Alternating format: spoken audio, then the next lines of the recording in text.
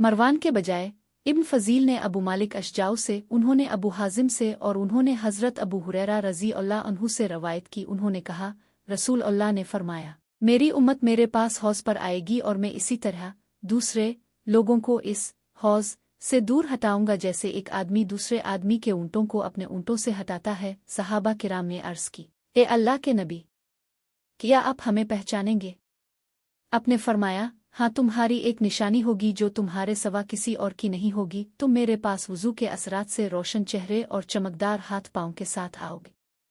तुम में से एक गिरोह को ज़बरदस्ती मेरे पास आने से रोक दिया जाएगा तो वो मुझ तक नहीं पहुँच सकेंगे। इस पर मैं कहूँगा, ए मेरे रब, ये मेरे साथियों में से हैं। एक फरिश्ता मुझे जवाब देगा और कहेगा, क्या आप जानते हैं उन्होंने आपके बाद क्या काम ईजाद किए थे?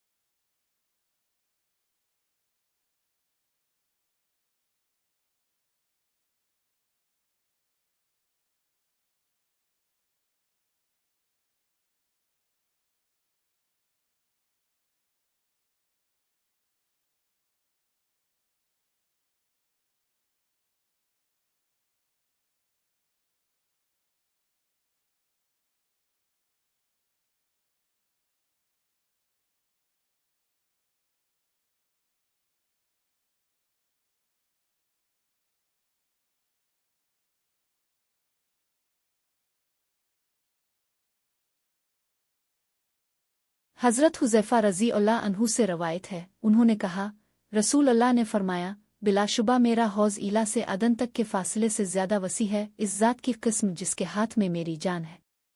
मैं इससे इसी तरह दूसरे लोगों को हटाऊंगा जिस तरह आदमी अजनबी ऊँटों को अपने हौज़ से हटाता है। सहाबा ने अर्ज़ की, ए अल्लाह के रसूल, और क्या आप हमें पहचान लेंगे? आपने फरमाया, हाँ, तुम मेरे पास रोशन चेहरे और चमकते हुए सफ़ेद हाथ पाँव के साथ आओगे, ये अलामत तुम्हारे सवा किसी और में नहीं होगी।